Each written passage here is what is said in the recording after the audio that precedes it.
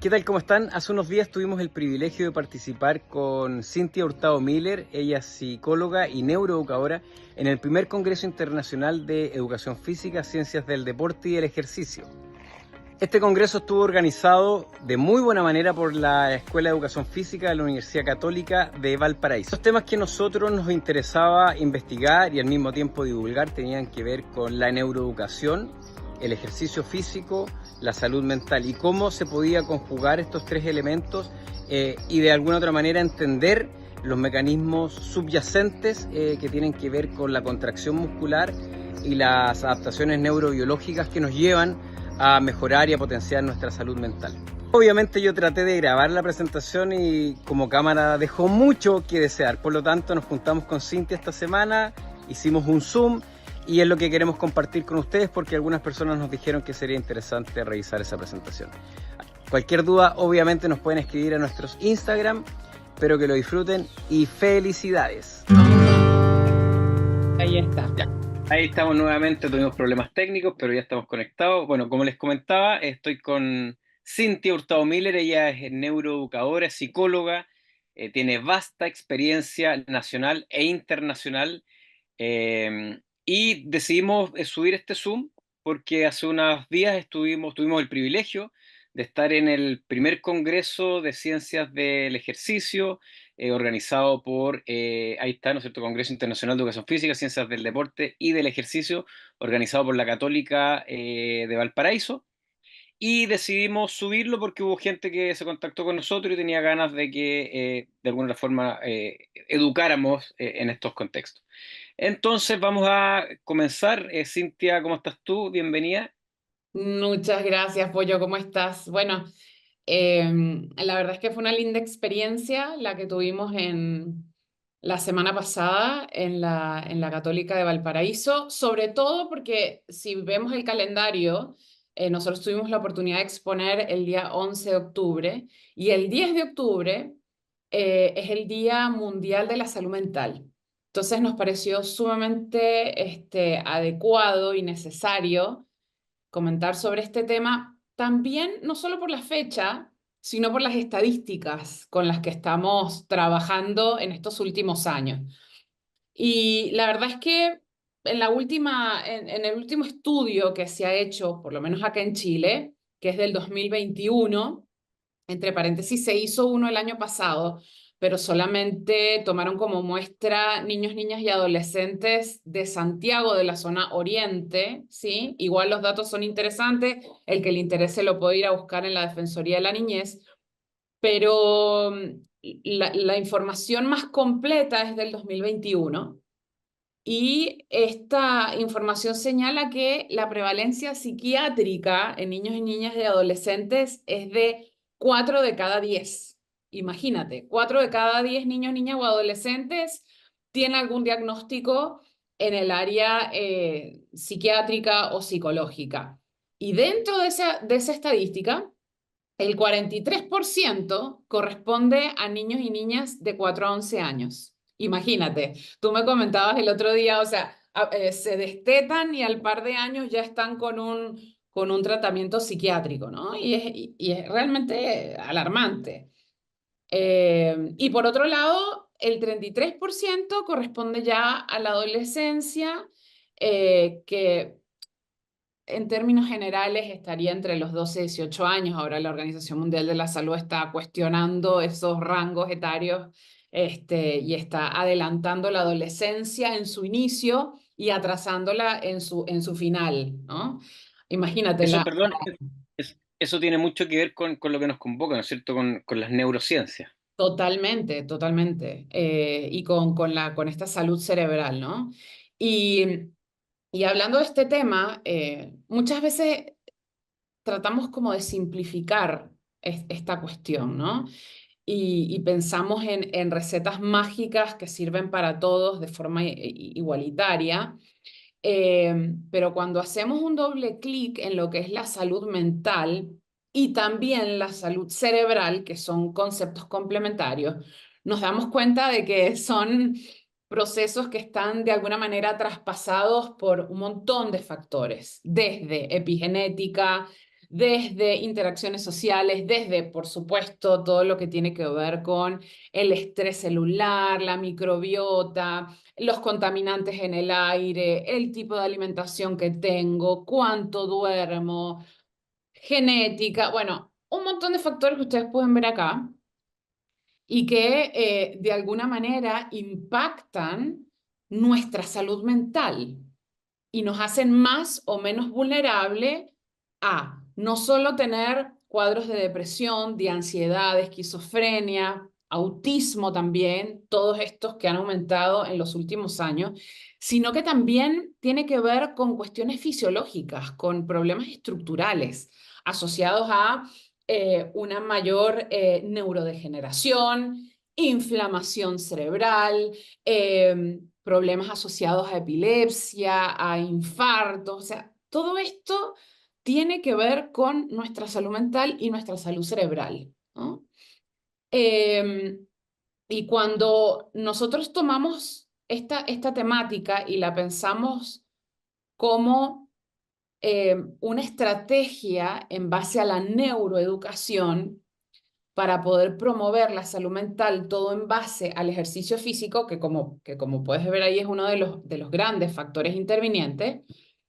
Entonces aquí la neuroeducación pasa a ser un factor súper importante, porque estas cosas que les estamos mostrando y que ustedes pueden ver en sus pantallas, rara vez se enseñan en los colegios. Yo no sé, Pollo, si tú recibiste esta información, obviamente simplificada y acorde a tu edad, cuando estabas en el colegio, pero yo por lo menos no la recibí. No, no, y yo menos, yo soy más viejo. No, lamentablemente, en lo absoluto, y ni siquiera había una asociación en esa época de que el ejercicio te hace bien. Claro, Era, por otra parte, era significativo porque en el fondo el juego pertenecía a nuestro día a día, como niño, ¿no es cierto? Sin pantalla, sin redes sociales, obviamente. Entonces, parte de la entretención y de esa curiosidad con el movimiento era explorarlo por medio del juego. claro. Yo tuve cortito una infancia primero en una escuela hombre-mujeres, maravilloso, y después me vine a Santiago y ahí fue colegio de hombres, entonces era un poquito más bruto el juego, pero incluso así saltábamos, corríamos, lanzábamos, nos pegábamos, Claro. pero efectivamente nuestra construcción fue en base al juego. Entonces no era un cuestionamiento, me parece, yo no sé si hay cifras de esa época, pero me parece que éramos mucho más activos, ¿no es cierto?, en esos momentos que ahora. Sí, sí, de todas maneras, de todas maneras. Y la verdad es que, bueno, siendo también coherentes y correctos, pues también la tecnología en los últimos 10 años ha avanzado de una forma increíble y también nos da mucha más información en comparación con lo que contábamos hace años atrás, ¿no?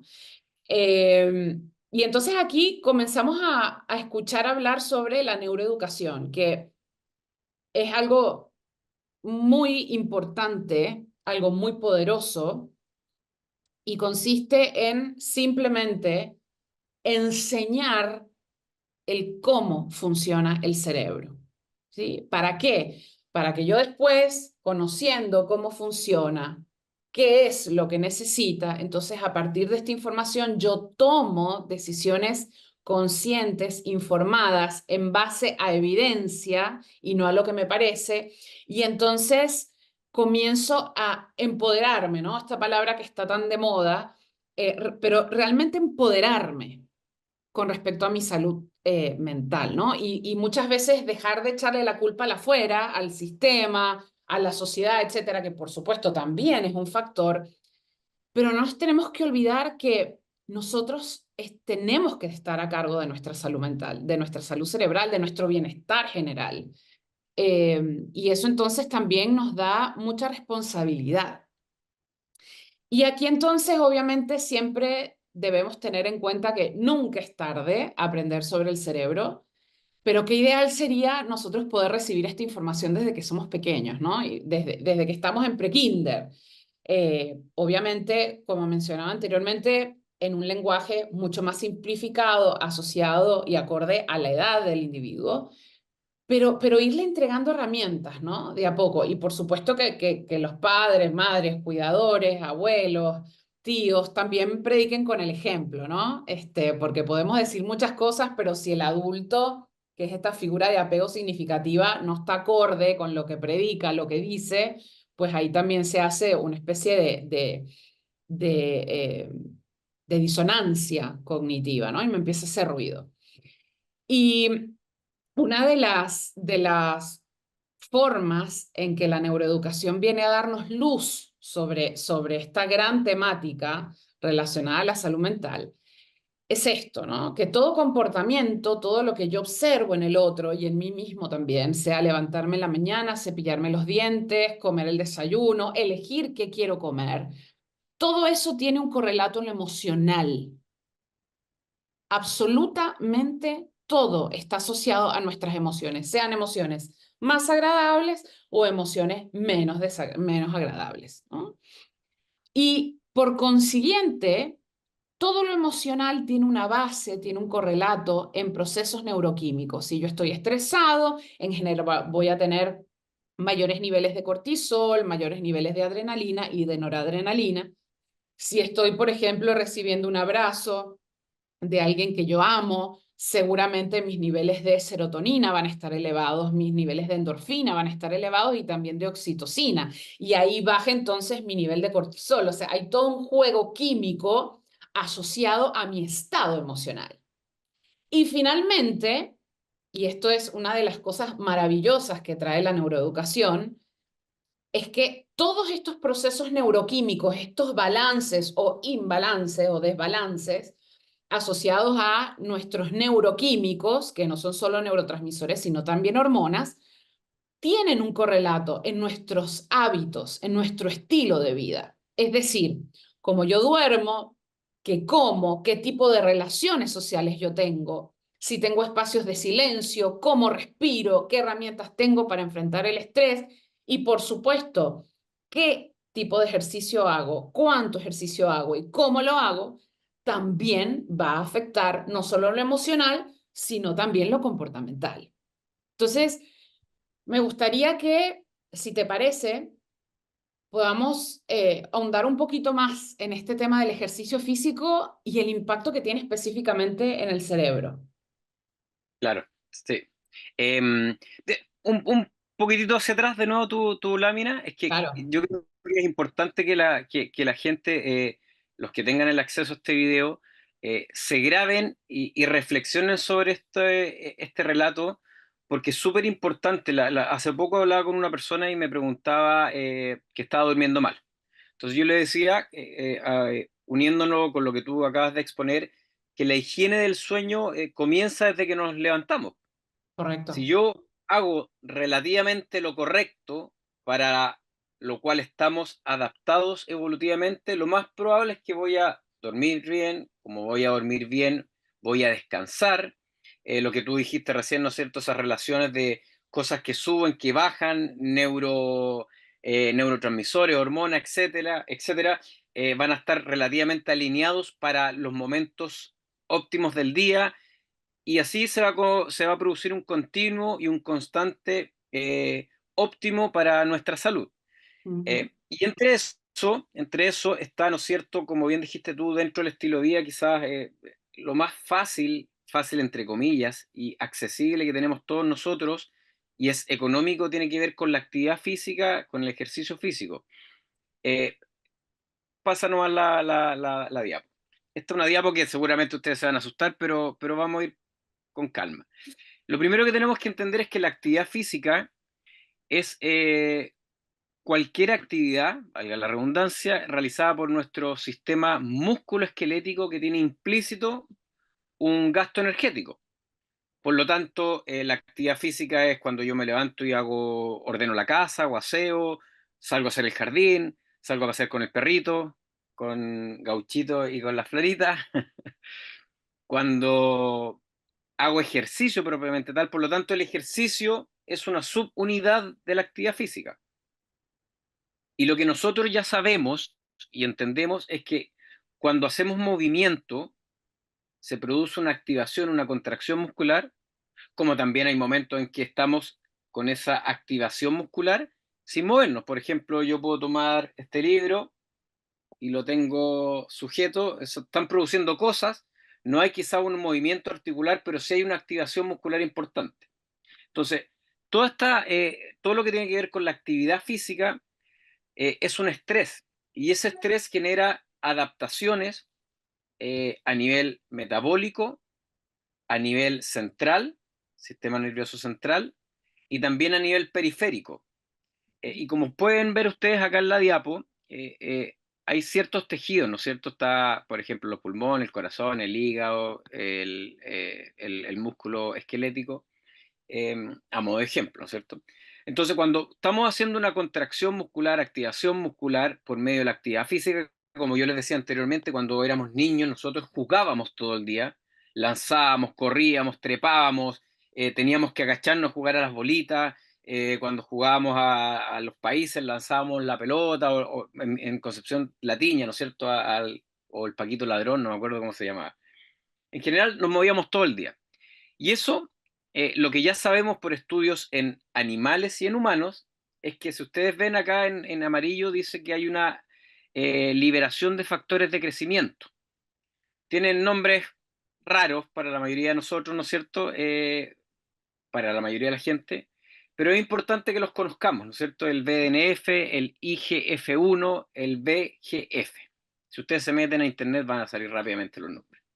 Entonces, cuando hay contracción muscular, se generan esos factores de crecimiento en ciertos tejidos, y eso después, y en amarillo, después nosotros vemos que esos factores de crecimiento también producen ciertas adaptaciones a nivel de nuestro cerebro, como por ejemplo, voy a leer, aumenta el volumen cerebral, más que aumentar, evita, ¿no es cierto?, una disminución de volumen en un área que es súper importante y que tiene relación con la diápoca anteriormente habló la Cinte, que es la neurogénesis hipocampal, y después nos vamos a explayar un poquito sobre eso. Aumenta el volumen de sangre, por lo tanto la angiogénesis, en áreas que son súper importantes, como dijimos anteriormente, que en el hipocampo, que es parte del sistema límbico y que tiene que ver con la memoria y también con las emociones, ¿no es cierto? Otra cosa importante cuando hay actividad física y cuando hay contracción es un aumento del lactato. Ya sabemos hace varios años que el lactato no duele y que el lactato no es un desecho, sino que es súper importante en el músculo, ¿no es cierto?, para producir glucosa por medio del ciclo de Cori, precisamente se llama gluconeogénesis, producción de nueva glucosa por sustratos que no son glucídicos, en este caso el lactato, que también va a depender del nivel de intensidad que sea esta actividad física. Por lo tanto, es una respuesta individual. Ese lactato también tiene una incidencia importante en el cerebro, que tiene que ver con el aumento de energía, ¿no es cierto?, en esa molécula adenosín trifosfato, ATP, y que también tiene un correlato importante con la eficiencia en el cerebro, con el aprendizaje, las funciones ejecutivas, menor deterioro cognitivo. Porque dentro de otras cosas sabemos que en cerebros que están dañados, donde hay mayor neuroinflamación, donde hay problemas a nivel de salud mental, eh, puede suceder que haya un hipometabolismo energético, o sea, es decir, que las neuronas no tengan suficiente energía. Otra cosa súper interesante tiene que ver que la contracción muscular aumenta la liberación de citocinas que son antiinflamatorias. Y como bien decía la Cintia, ¿no es cierto? La salud mental también tiene un correlato importante con la neuroinflamación. Ujú. También hay una biogénesis mitocondrial, o sea, hay un aumento. Las mitocondrias son unos organulos que están en todas nuestras células y que generan, donde se produce la energía. Por lo tanto, esa biogénesis mitocondrial que está muy aumentada y mejorada cuando tenemos una buena contracción muscular, actividad física constante, también se puede producir en estados de ayuno. Eso es súper interesante, lo mismo que el BNF, el factor de crecimiento. Y también hay una menor, por el aumento de enzimas antioxidantes, hay una menor reacción de especies reactivas de oxígeno, ¿cierto? Que tienen que ver efectivamente con un menor daño neuronal, con una menor neuroinflamación, entre otras cosas. Entonces, eso es súper importante. El ejercicio ayuda a mejorar nuestras fábricas de producción de energía y al mismo tiempo disminuye estas especies reactivas que son súper oxidativas, por lo tanto se disminuye de alguna otra forma el entorno inflamatorio de todo el sistema. Y una cosa fundamental, que también lo dijo Cintia, es que la actividad física hace una liberación también de neurotransmisores, como ya se conoce, ¿no es cierto?, como la dopamina, la serotonina, hay un aumento de 5-HT, que son receptores de serotonina, y también de neuromoduladores como los endocannabinoides. O sea, todos Ujú. nosotros los que practicamos actividad física, los que hacemos ejercicio, los que incluso no lo hacen siempre y de repente hacen esta actividad, aunque sea de forma aguda, sienten un beneficio, sienten un placer, les gustó. Eh, Hace unos días yo creo que también lo hablaba con Cintia, conversaba con otro amigo y le decía, oye, el tema de salir a movernos, ni siquiera entrenar, sino movernos, es como cuando alguien se va a lavar los dientes, es como obvio que lo voy a hacer, ni siquiera me lo cuestiono, porque cenas, mi cuerpo, mi cerebro-cuerpo, por ahí leía, no me recuerdo quién fue que decía que necesitamos un cuerpo para sentir. Entonces, esa coordinación entre cerebro y cuerpo es importante porque ese bienestar que genera la actividad física, de alguna otra forma, este es el respaldo. Esto es lo que se conoce por estudios de manera simplificada, ¿no es cierto? Pero es un muy buen ejemplo de todo lo que sucede a nivel cuerpo y cerebro, tanto como decía, en estudios en animales y en humanos. Qué es lo que hay detrás de ese bienestar y por qué es una buena herramienta el ejercicio, ¿no es cierto?, para potenciar nuestra salud mental y al mismo tiempo como un remedio. Ahora, eh, la próxima, por favor, Cintia. Sí, sabes que antes de pasar, Dale, quería dale. dejar eso súper claro, porque al final de cuentas el objetivo de esta revisión sistemática tiene que ver, o sea, el centro es la salud mental, ¿no? Claro. Eh, Son los mecanismos que subyacen a la salud mental desde el punto de vista claro, neurobiológico. Eso es lo que a nosotros nos interesaba y nos claro. importaba. Y esto, como bien decías tú ahora, esto no solo tiene un aspecto preventivo, sino también de tratamiento específico, ¿no? Y no solo para eh, lo que se llaman los trastornos psicológicos o psiquiátricos o las psicopatologías, como por ejemplo la depresión, la ansiedad, que sabemos que están cada vez más presentes en nuestro diario vivir, sobre todo en esta población de niños, niñas y adolescentes, sino que también eh, tiene mucho que ver con estos procesos inflamatorios que también pueden generar en conjunto con esta deposición amiloide que aparece acá en esta diapositiva, con enfermedades neurodegenerativas que van a venir en el futuro.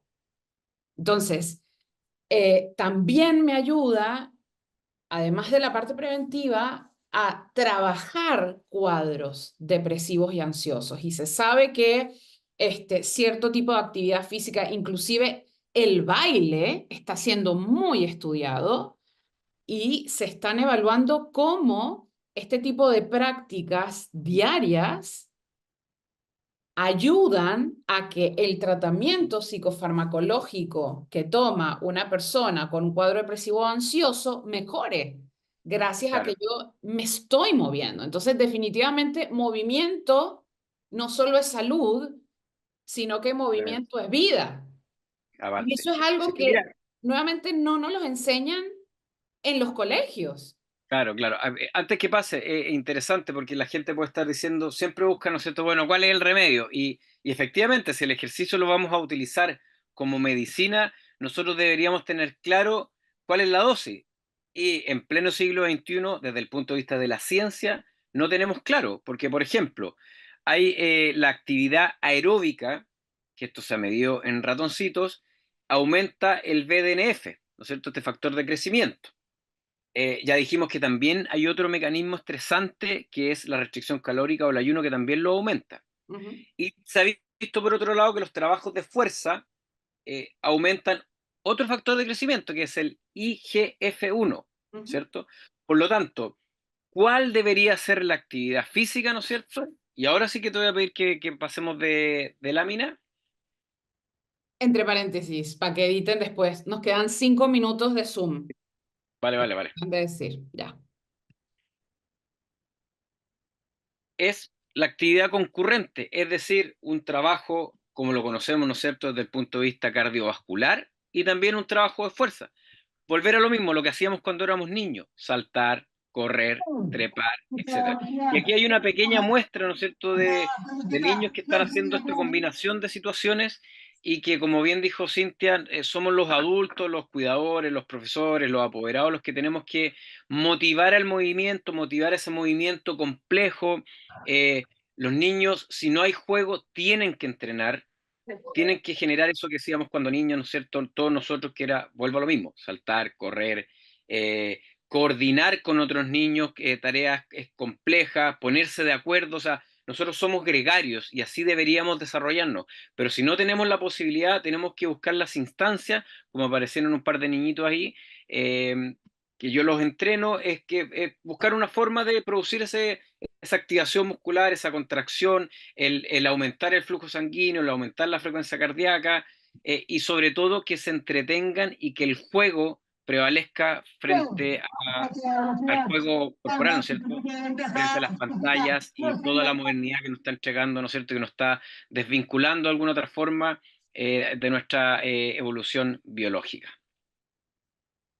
Cintia, cortito, si tú puedes volver a lo mismo, o sea, ¿por qué es tan importante ¿no es cierto?, el hipocampo, que tiene que ver con la memoria a largo plazo, y cómo el placer de generar actividad física unido a emoción, ¿no es cierto?, puede quedar en ese hipocampo y nos puede llevar a buscar ese deseo y esa motivación para la acción, ¿no es cierto?